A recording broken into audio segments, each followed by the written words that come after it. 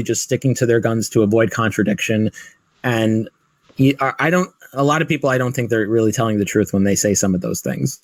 No, like, but listen, nothing I've said, right?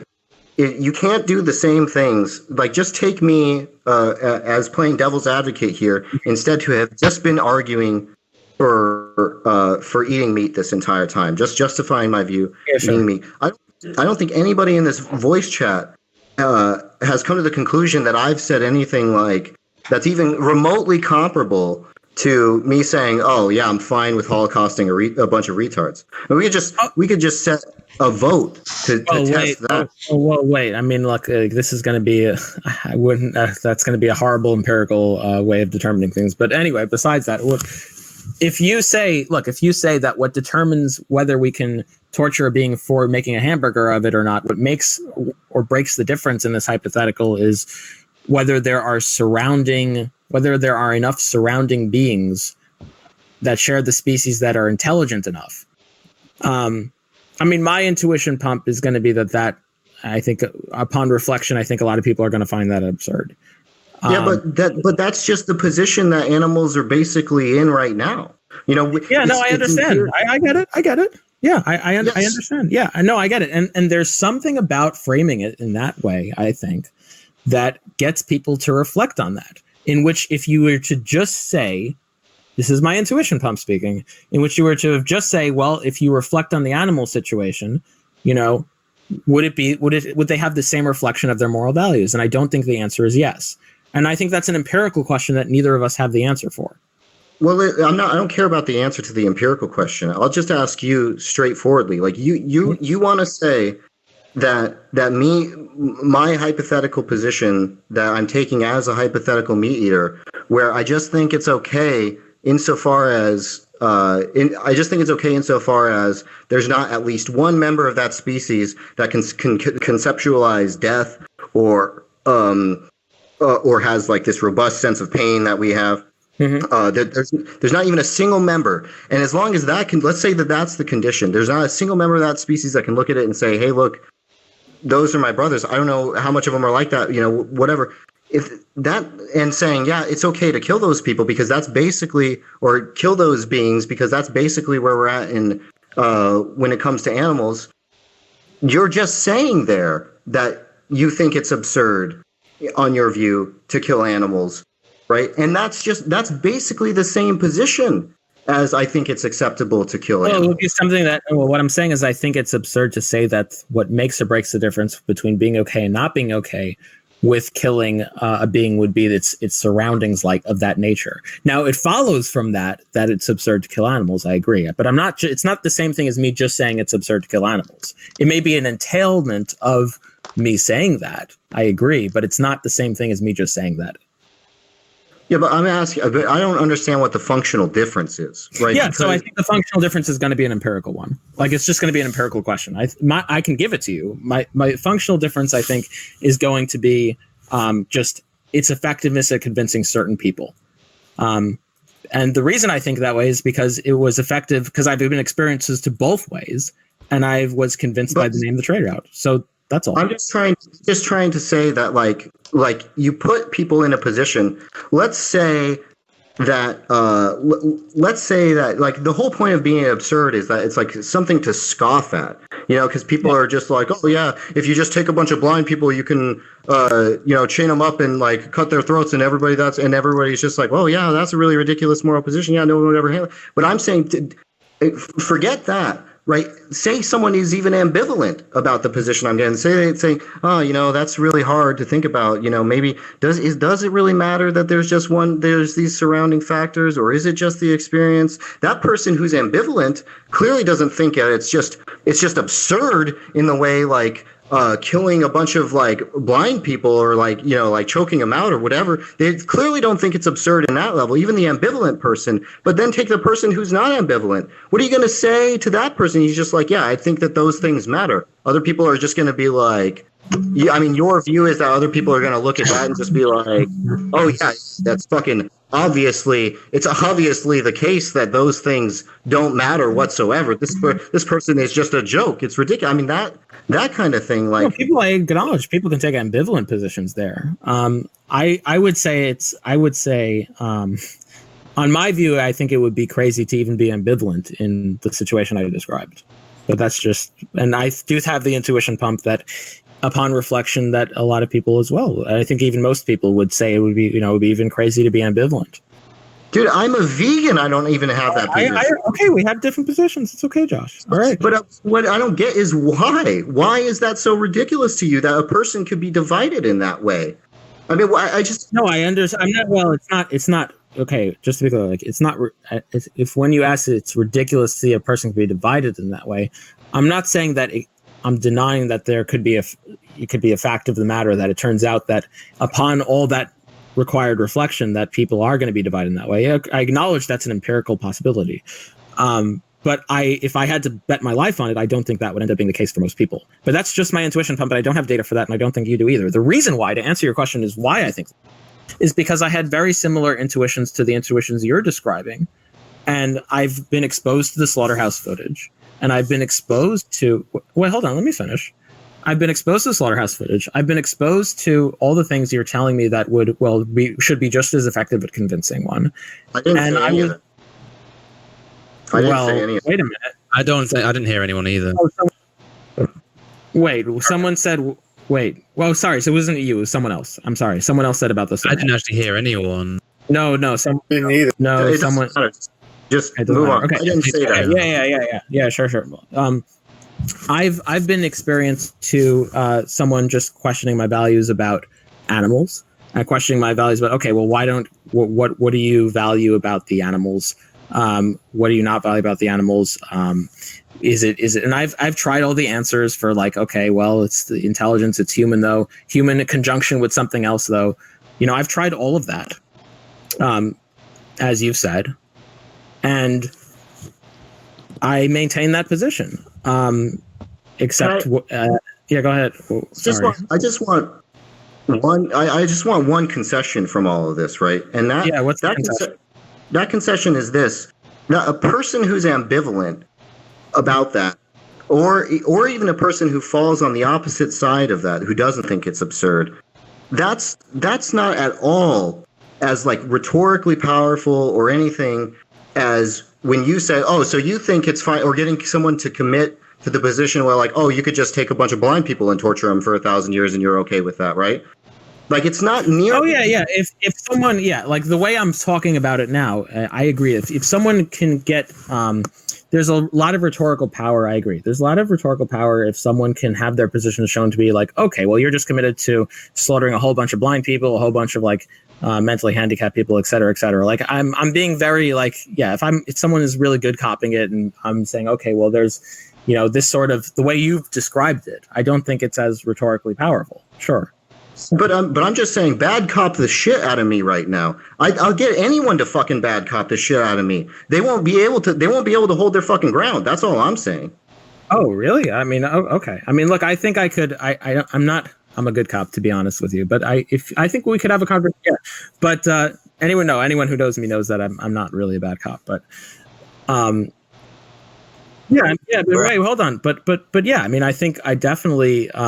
If so, you take the view that all that matters, you could is in terms what makes or breaks the difference between torturing some being for a hamburger, is the number of surrounding people. No, I do have. Yeah, I mean that does. I mean, you could have an infinite amount of them, and you could torture an infinite amount of those people for hamburgers. And that's just, that's absurd. I would say that's ridiculous. You're torturing an infinite. That's just the same. But to me, that's basically, you're just constructing the hypothetical the way I've said it. You're just constructing the hypothetical to where we're basically in. You have a different species, a new thing that you've concocted, hypothetically, whatever. And that's basically, insofar as my position is concerned, identical to cows. And I'm already okay with eating cows, so that's not a problem for me. But notice what you said. But then notice, here's the issue there, Josh, though. But then notice that you're trying to say that there's a symmetry breaker between that rhetorical power and the rhetorical power of another context, where someone's like, okay, well, you're going to kill a whole bunch of people. Like someone who is okay with killing a whole bunch of humans would say, okay, well, that's not powerful against me. That's not rhetorical powerful against me because I already had that position in the first place. Just like you're saying you already had the position in the first place killing cows. So I don't see why you're trying to make a symmetry breaker. But again, like I agree, I would agree with you that if someone then you try to get a concession out of me that wasn't the case. You try to get a concession out of me that it's more rhetorically powerful against the person who's saying that who's committed to the position of just killing a bunch of blind people. Than your position. But the person who's committed to killing a bunch of blind people could say the same thing you're saying right now. The person who's committed to killing a bunch of blind people can just say, well, that's the position I started with in the first place. You're just because that's not the position that they started out in the first place, right? And that's the whole thing that makes it rhetorically powerful, is because the position they started out in the first place was that it's okay to eat meat.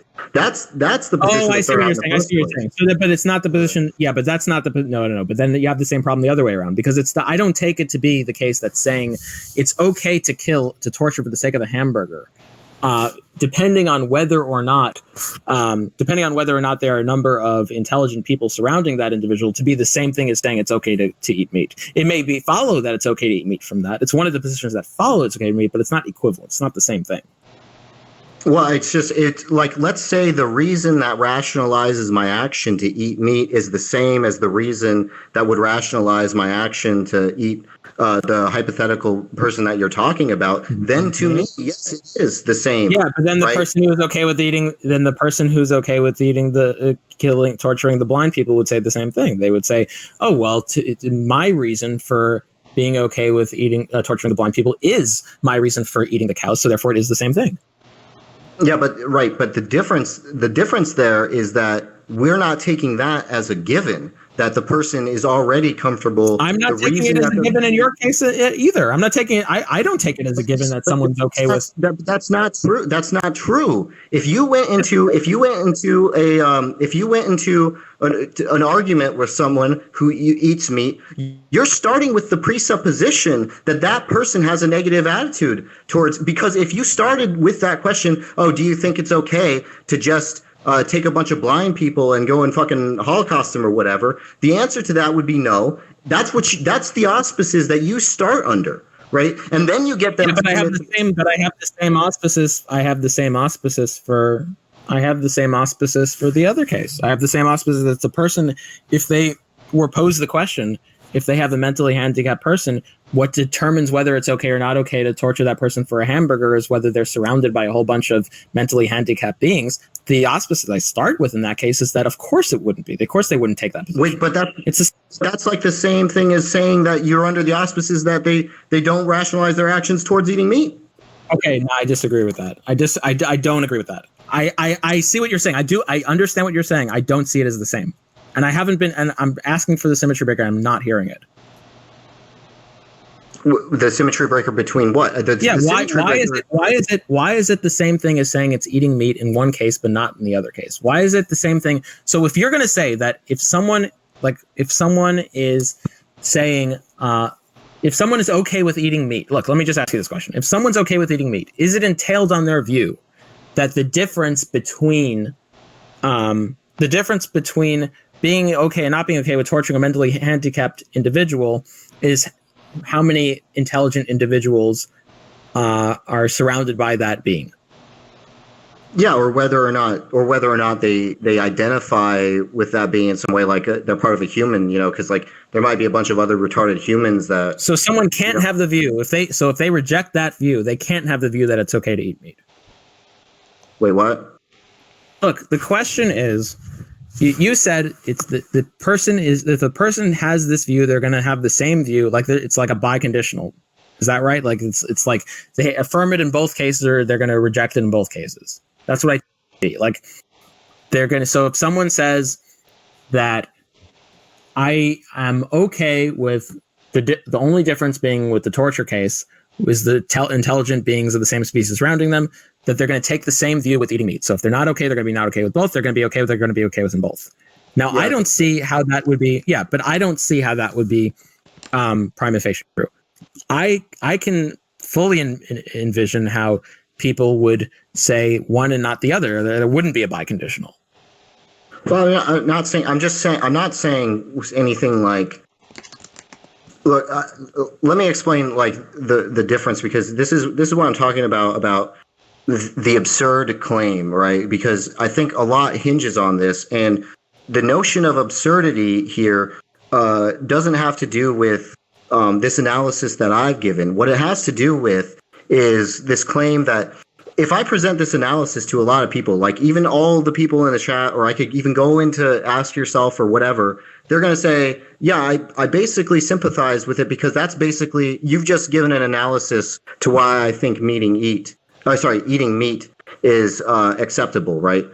That's what I'm going to say is, I think is the general case. Now, what's not the general case is that if I go up and ask the questions that I'm asking to any random person, any sample set of what I said, that they're probably going to say, yeah, I mean, it's kind of like, it's kind of up in the air for me. You know, they might even be ambivalent. They might say, yeah, well, it could be kind of fucked up, but it's definitely not like absurd to think that, right? It's definitely not like, I wouldn't balk at it the way if you said, oh, well, if you just went up to a random person and you said, do you think that it's okay to torture blind people for hundreds and hundreds of years? They're just going to say, no, of course not, right? That's the symmetry breaker. Is that okay? So are you saying, okay, so let me see if I could repeat what you're saying. So are you saying that there's a difference in the potency of like absurdity with respect to what most people would consider absurd? That's, you know, some reductios, depending on what the person's position is, may carry more potent reductio than others. Is that what you're saying? Yeah, in one case you're going to be able to socially humiliate someone, in another you won't. Okay. So I'm open to the possibility. No, I'm certainly open to the possibility that some reductios would be more potent than others. But I do think that there would be reductios in. My intuition is that there would be reductios in the non-vegan justifications. But I'm open to the fact that not all of those reductios are equally potent. Sure.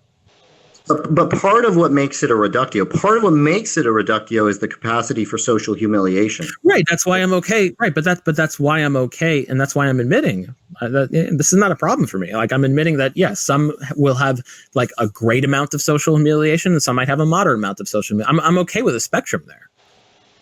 Well, I don't think, like, in this conversation, I mean, I think I could go out and eat a fucking hamburger. You haven't done shit to me. Like, none of these people, certainly none of these people are even remotely moved. And I'm not even saying, like, they could play. Okay, this is just you like talking about like how this is just you talking about like empirics now. Like, that's an empirical question.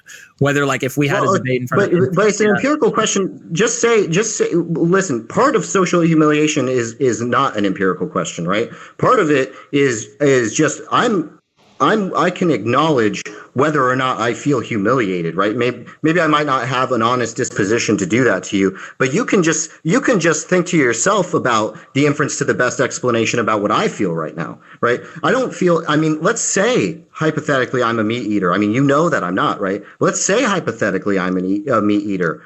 I wouldn't feel any ounce differently than I feel right now. I don't feel any humiliation, right? And I do think that if a vast majority of the people in here, like if I went into a vegan community or whatever, I would feel a lot of social humiliation. But given that the average person is not a vegan, right, which is something that you accept, and I were to give these responses in the average case, then it's very unlikely that I would feel social humiliation. And I like to think that a lot of people are set up like me. So there is one part that's not up to discussion. That's how I feel, right, about the situation.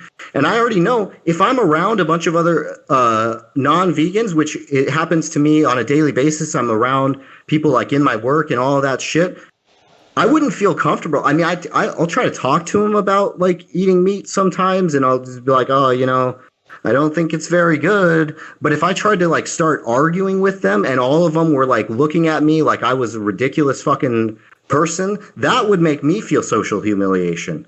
And so there's a part of it that's not necessarily empirical. I'm saying right now, if it came down to this debate and the amount of humiliation I felt in this debate, well, I'm not debating. Listen, I'm not trying. Like, my goal here is not to debate you or humiliate you. No, I'm just but that's not the spirit of what I'm saying, right? Like, yeah, the spirit you're of what saying I'm like saying if we were. You're saying if we were, and I did try to humiliate you. Like this, there's certain positions that wouldn't succeed in humiliating you, while there are other positions that would. I leave this shit unscathed, and I'd be eating hamburgers, right?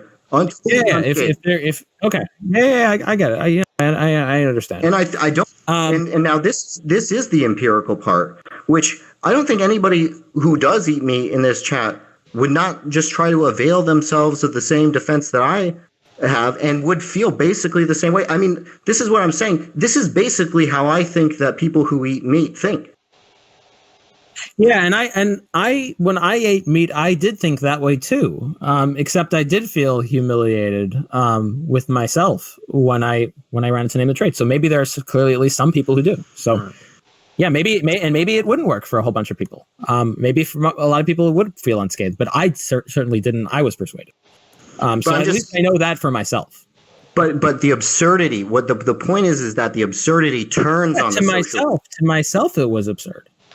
No, but I'm saying that when the whole point of the Holocaust thing is being absurd, all that stuff, and Isaac's saying, oh, well, most people, it doesn't resonate with most people's values, and all that shit, all that bullshit that he says there, with that notion of absurdity, that turns on the capacity for social humiliation. That's what I'm saying, right? Because without that, it just wouldn't be absurd. It's like saying that people who are, let's say 50 people are 50-50 on a hard issue, and you take one half of that issue and the other half, it's just like.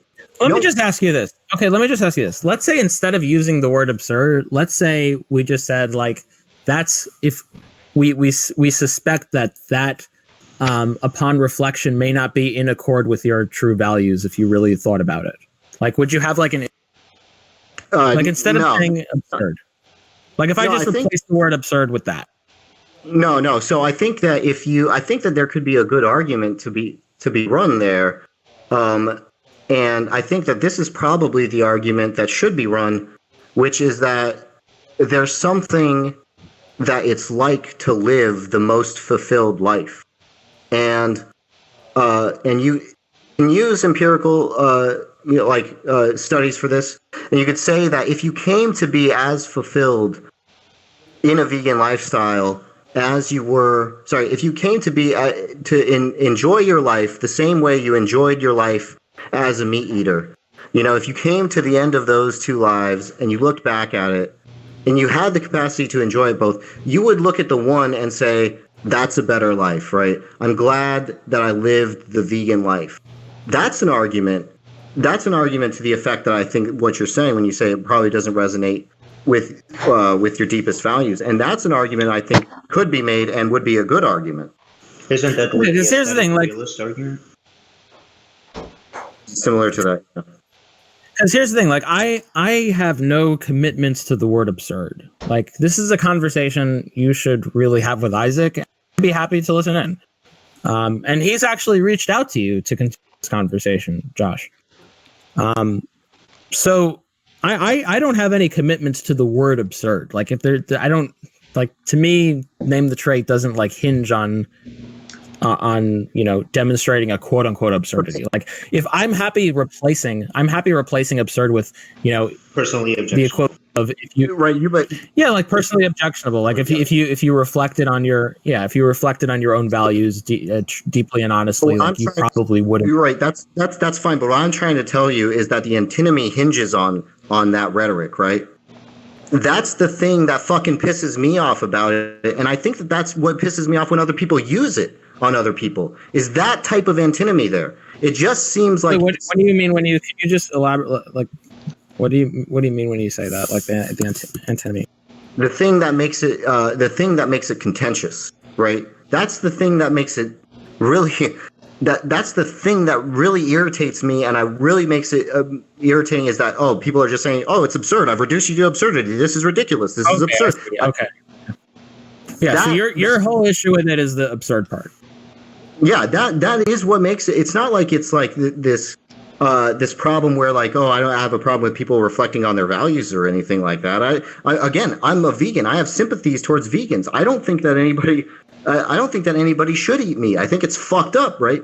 Or animals are tortured. That's fucked up. That's all I have to say. But I don't like it because I've been a meat eater. I spent most of my life eating meat. My girlfriend eats meat. There are tons of other people who I know that eats meat. I don't want to go around saying that they're just absurd. And I certainly wouldn't want to straw man their position to say, oh, they're actually committed to, like, what they're actually committed to is that they would just go and stab and slaughter a bunch of blind people willy-nilly, right? Like, that argument gets people into, you know, like, people who don't have experience debating it, you know, they get into binds like that, and they think that they're actually committed to that. That, to me, it's just a fucking farce, and it pisses me off.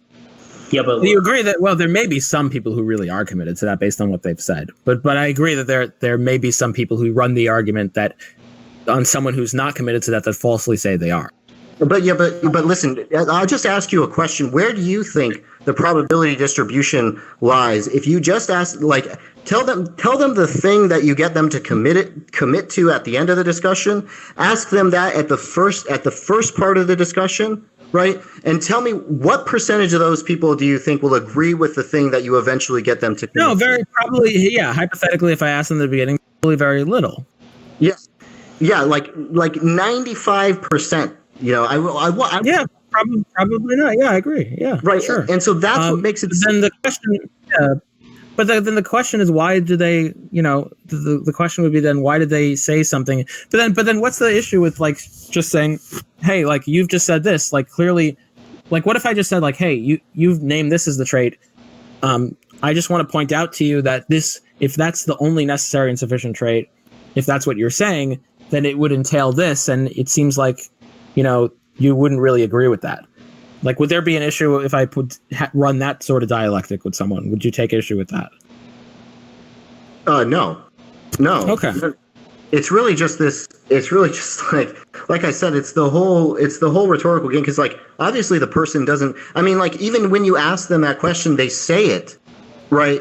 A person who's thought about this would think, oh, well, they can't really mean that. I mean, if you took the principle of charity, you would think to yourself, oh, well, they can't really mean that, right?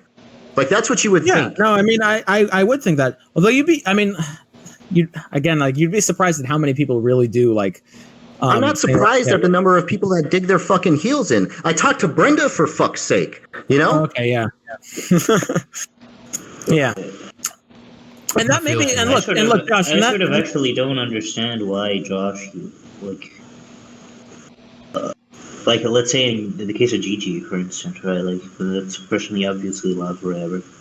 And right, if he genuinely like thought that a vegan lifestyle would be better for her or something, right?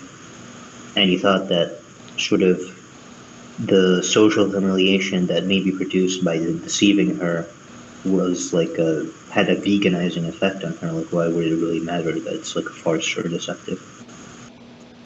Well, I don't know why that shit just bothers me. That just bothers me, sort of. I just don't like that shit. I don't like any of that. It really pisses me off. I mean, I might be willing to deal with it if it were clear that you know ended up veganizing her or whatever. For example, I might be willing to put up with shit I don't like if you know it was really empirically borne out that was likely to occur. Although I don't think it's like overwhelmingly likely. Like, it's not the case that it's like 99% of the fucking people who run, you know, you run the name of the trade on them, all of a sudden they're vegan or something like that. And I'm also not convinced that the set of people that you run name the trait on wouldn't have just been converted by other means. They didn't already have those sympathies. They weren't already capable. And so there's clearly some people. There's clearly some people who fall into that category. I mean, yeah, maybe, but I mean, I think I fall into that category. I'm just talking about like for me, because Young asked me a question specifically about godless, right? I would be able to put up with the bullshit if it turned out that was the way to veganize godless, for example. I would, but it would, because I do think it's like a greater good, right? But it doesn't change the fact that I would still be bothered that those means had to be used at all, right? Yeah. Yeah. All right. Well, look. I mean, I think. Look, I personally, I'm personally not. I don't really have any commitments to the word absurd. Like, and I think maybe there's an element of self-selection, because I think a lot of times in the name the trait discussions, we run into a lot of people like Brenda who dig their heels in the sand and have something to do with this. Where, you know, but I don't know. That's just me speculating. But I would like you to, you know, if you want to have the conversation with Isaac, because if you think he's more committed to it, I don't know if he's committed to it. But yeah, I'd be happy to listen into that conversation. I think the two of you should have that conversation, because he does want to know if you have any objections. But if your objection is just with name the trait is just with the word absurd, then first of all, I'd just like to point out that this is not the objection that Timber had at all. You and Timber were not talking about the same thing. That's one. It's not just the word absurd. It's not just the word absurd, right? Like that's mischaracterization. It's all the things that go into it, you know, people perceiving it as absurd, and the whole like what I take to be dishonesty, when intellectually dishonesty, when someone names a trait and you actually know that, you know, in all likelihood they don't actually think that that's sufficient, but you're just going to run with it and assume that it's sufficient for them, right? I don't like that. Let me ask you this. Yeah, let me ask you. Let's say I said, if someone names a trait, I say, when you say this is the trait, are you saying it's necessary trait, or are you saying it's necessary and sufficient trait? Like, let's say I clarified that beforehand, like before, like delivering a reductio. Like, let's say I were to say, like, okay, is it a sufficient trait, or is there something else? Like, you can name. No, I think, look, the ideal conversation, if you were even to engage with this at all, it would be to provide what I just provided, and say, now what do you think about that, right? And then ask the person whether or not they think that's acceptable, and maybe make them feel ambivalent about that. It's to give like what the strongest possible interpretation, you know. And it's just charity. I take it to be like you probably looked, correct me if I'm wrong, like you've probably seen a lot of vegans run name the trait in a very uncharitable manner. Like, and by uncharitable, I mean, like, say they name a trait, they interpret it right off the bat as a necessary and sufficient trait without clarifying it, when it could have just been a necessary trait. And, or they say, okay, well then you believe it's okay to kill like these blind people, even though it's like they may not have just realized, they clearly don't. Like, anyone you're interpreting it charitably says they don't believe that, and it's just something that they haven't like connected the dots maybe. And the better way of saying that would be like, hey, maybe you might want to rethink about that, or maybe you don't really think that that's all there is to it, because if that's what there is to it, then this entailment would follow, and you don't believe that, right? Like, if someone had that kind of conversation. Yeah, that's a better conversation to have.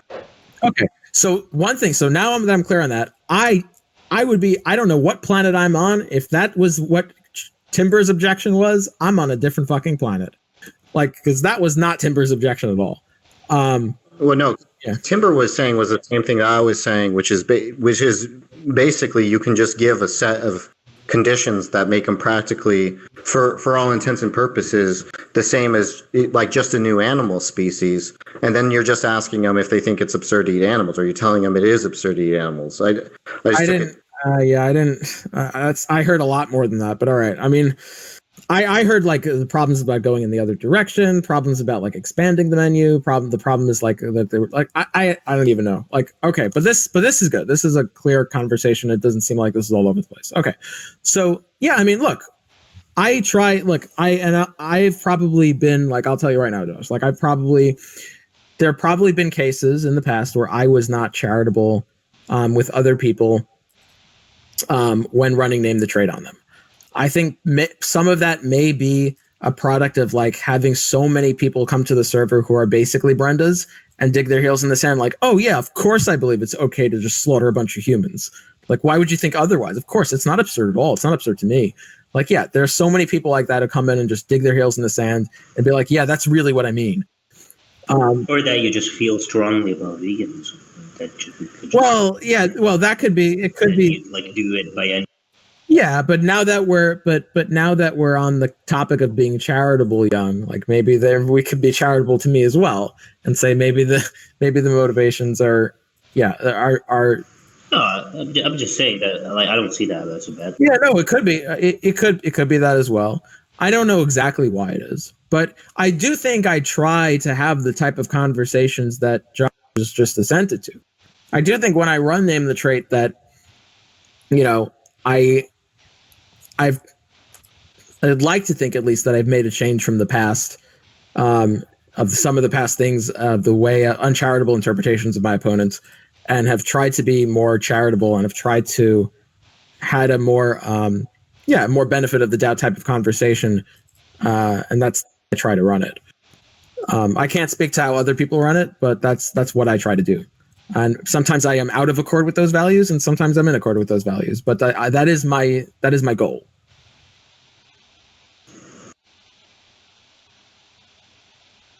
So, I mean, I don't know if I have like enough time to go through it all, but I came into the room because I guess it had been said to me that you were saying that what was happening yesterday with the debate sort of conversation that I had with Isaac is that there was like some sort of misunderstanding of the reductio that he had given me. I'm not sure that's the case. I'm not. Oh, first of all, I'm not sure you said that. Wait, what was said that I said?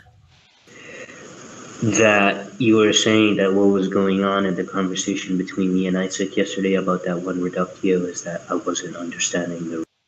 No, I never said that. No, you clearly. I said the opposite exactly. I said you absolutely understood the reductio. All right. I don't know why anyone would say that.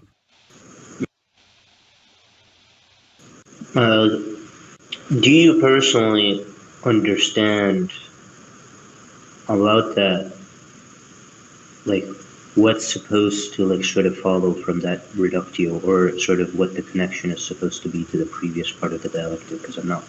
Are you talking about the specific case that? Yeah. So the specific case, the specific reductio, which I believe you assented to, is that if someone says that all that matters, is that at the point value drops off is when the cow has the properties of a cow, except for the human skin and the human nipples. Then what follows is that it would not be okay to slaughter that being if they had some piece of human cartilage, right? No, not that. I was talking about that was the reductio. Yeah, that was the reductio. Oh, are you talking about the reductio Isaac gave? No. Okay, well, so like I said before, you guys really should all have this conversation with Isaac, because I was playing Warcraft when Isaac gave that conversation. And yes, it was retail Warcraft for those. I'm not playing classic WoW. So. Hey guys, Avi's already stated that he no longer wants to discuss Name of the Trait or Ask Yourself. I stated that like hours ago, and it didn't stop anyone. Honestly, at this point, I'm just bored of it. It's like, no, I'm not playing like whoever's in the chat. Like, I'm not playing classic. I played classic when I was playing vanilla WoW, back in 2004. I know you're talking about me right now when you say that. Yeah, Belkin, I was talking about you. Did you eat your spinach yet? No, I haven't even. Yeah. Also, I'm mainly here. I have no look. Don't get me wrong. I can talk about Name of the Trait. It's fine.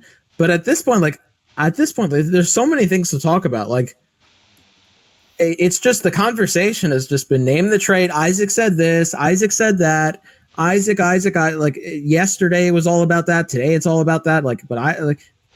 There's a lot to veganism. There's a lot to nutrition. There's a lot to health science. There's a whole plethora of things and topics and interesting things to talk about that I'm happy to talk about. If anyone wants to talk about something else other than Isaac said this and Isaac said that, but Name the Trait this and that. What about rule following with Jack? Yeah, actually, that's I would like to learn about rule following. I would like to talk about moral particularism with Jack. Those are if he has time, of course.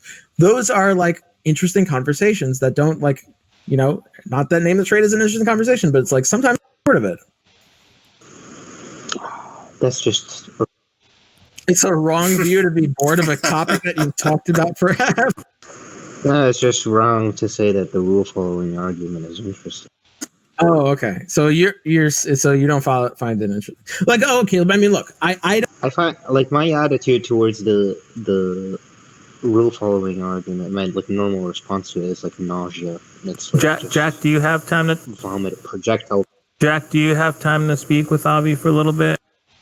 Those things always go like really long.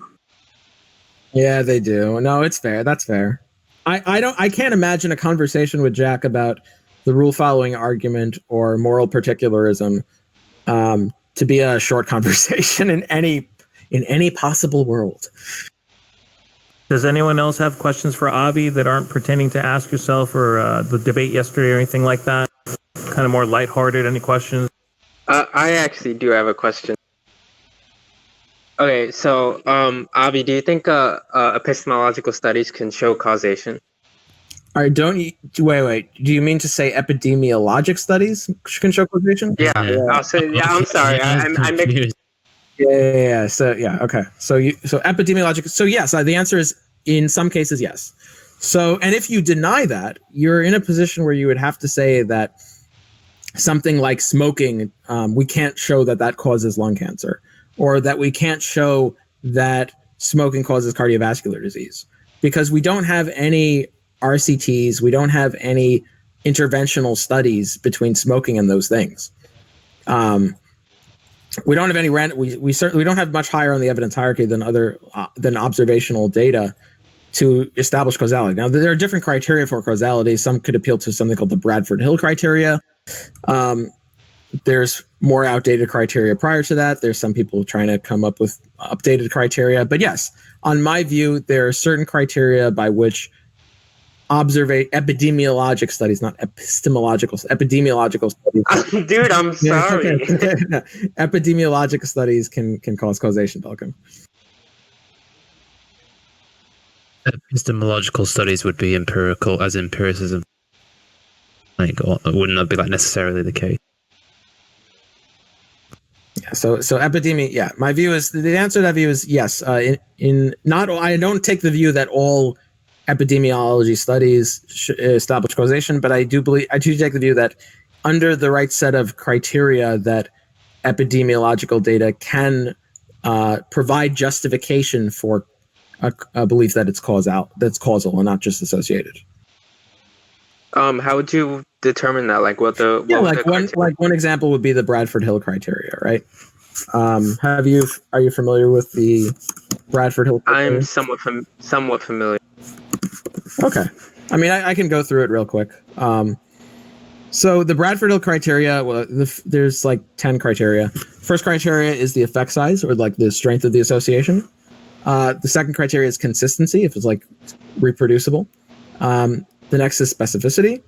The next is temporality. So clearly, like when we talk about causal chains, it makes sense that the cause comes before the effect. The next criteria is dose-response relationship. And then there's like plausibility. That could be like mechanistic plausibility. Then there's a criteria known as coherence. There's something that can be there's an experiment, so if it has experimental support. There's analogy. I don't know if I agree with all of these criteria. Not all of them are as important to me as the others. Some other authors consider like reversibility. So basically, if what you're positing is the cause, if you can intervene and delete the cause, or have some observational study of where the cause is taken away, then the effect should disappear as well. So for example, if we observe people, start smoking and then start getting heart disease, and then if, say, we observe them stop smoking and then the heart disease goes away after, that would be not just temporal, but it would also fulfill the criteria of reversibility. So there's like different criteria, there's different like setups, and none of them are perfect. They all have like certain problems. But there are general framings of what criteria one can use in that specific circumstance when we don't have like randomized control trials. All we have is observational data. And how do we parse out what types of observational data give us causal inferences and what types don't? That's like the general like idea. Obviously, this conversation has a lot more rabbit holes to it.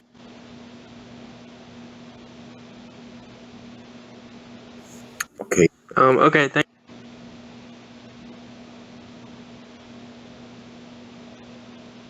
All right. Well, it's been a while.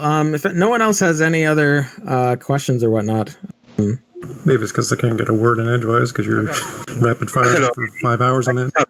I'm sorry. In regards to the it's tasteless. I'm just kidding. I was just wondering. You said that you were convinced, right? Like you were convinced by this argument, like playing Detroit. Yeah, I was tasteless. Oh, nice. That's all. That's all. I just wanted to ask you that. Thank you. I got a question. All right. If vitamins and supplemental, like if the economy crashed and you weren't able to get your supplementals and vitamins in pill form, would you have to go back? Oh, it's interesting. Yeah. So if I couldn't get my supplements in supplemental pill form, so would I go back to the? I don't think I would.